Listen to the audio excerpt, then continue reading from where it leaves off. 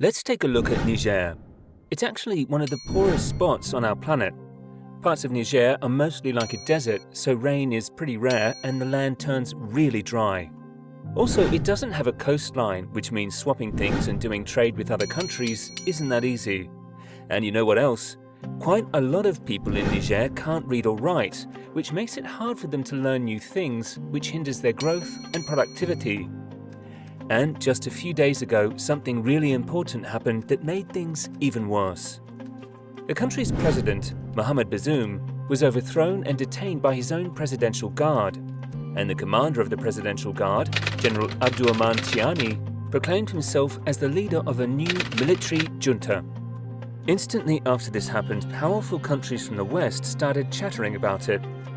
These countries said they cared about Niger and wanted things to be normal and fair there.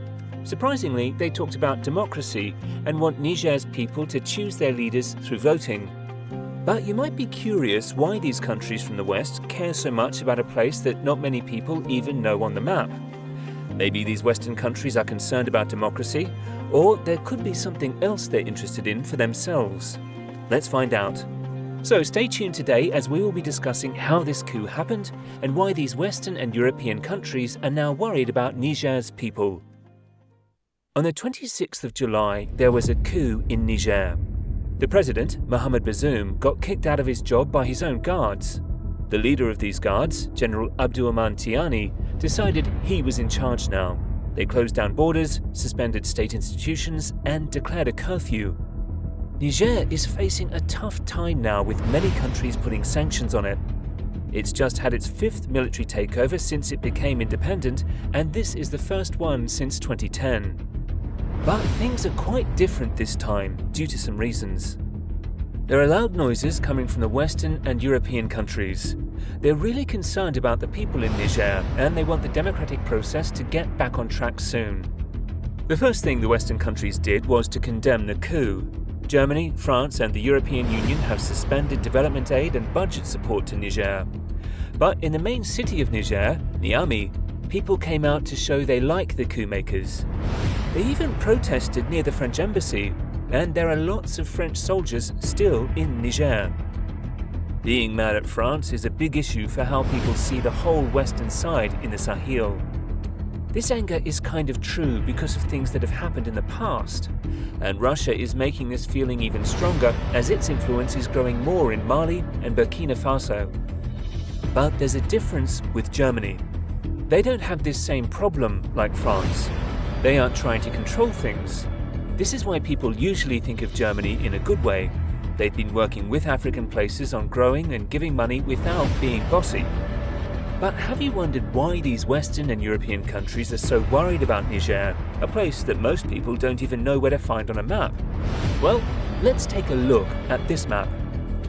First, Niger is one of the spots where a big gas pipe is going to go through, which will send gas straight to Europe.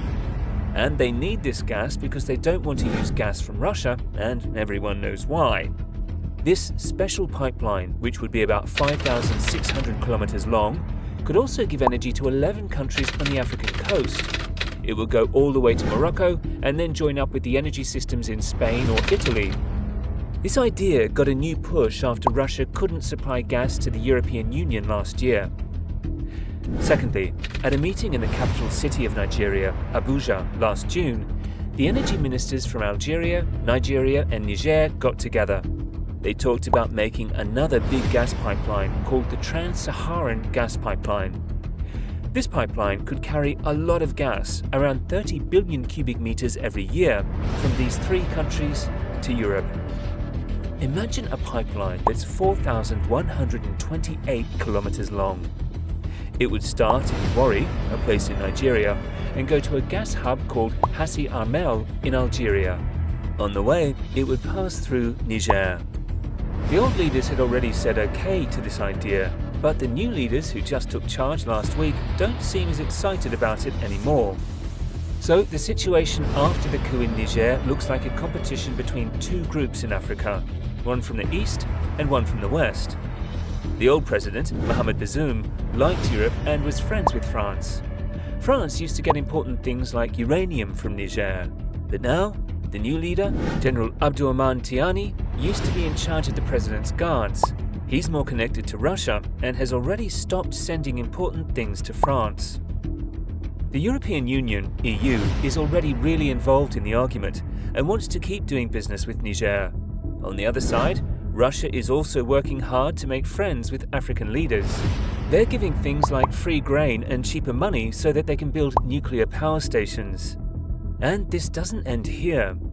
Thirdly, the military takeover in Niger is making France more worried because they're concerned about how it will get uranium, which is used to make power in nuclear plants. Niger gives 15% of the uranium that France needs, and it's also 1/5 of all the uranium the European Union, EU, brings in. There's a French company named Orano, and they make fuel for nuclear power. They're still doing their work in Niger and keeping an eye on what's happening. The office holders in France and the experts who know a lot about energy said that right now the problems in Niger won't right away affect France's uranium needs. They're still getting uranium from Niger, and if that stops, they have enough already to last for about 2 years. But as time goes on, the situation in Niger might become a problem for getting uranium in the future. This is happening at the same time that Europe is trying to use less uranium from Russia. You see, Russia gives a lot of uranium to the nuclear power plants in Europe, so the problems happening in Niger might make the European Union not want to put punishments on Russia in the nuclear part. In the year 2021, Niger gave the most uranium to the European Union, and after that came Kazakhstan and Russia. This might lead to important things for the whole EU. Right now, they didn't put sanctions on uranium and nuclear power, but if the situation in Niger becomes more difficult, it would make it harder to quickly decide to punish Russia's uranium. Finally, there is another reason why Western countries are raising voices to restore democratic process in Niger. You see, there are fighter groups from other countries like the Wagner group that are active in Niger. When the takeover happened, lots of young people in the capital were happy, waving Russia's flags and shouting, "Wagner!" Some analysts even think that Wagner group might have helped the army with the takeover. This is making Western and European countries even more worried. They believe that Russia has a hobby for provoking instability, and they are doing it again by funding a coup in Niger to undermine the global security order. So here's the thing. These Western and European countries don't seem too worried about the coup or the democratic process in Niger. What really matters to them is money and energy. They also don't want Russia to get more powerful through groups like Wagner in countries like Niger. And this is why they're speaking up against this takeover and pushing for democracy to restore quickly. That's it for today. And now we invite you to share your thoughts in the comments. Do subscribe to the channel if you like our content. We will catch you in the next one.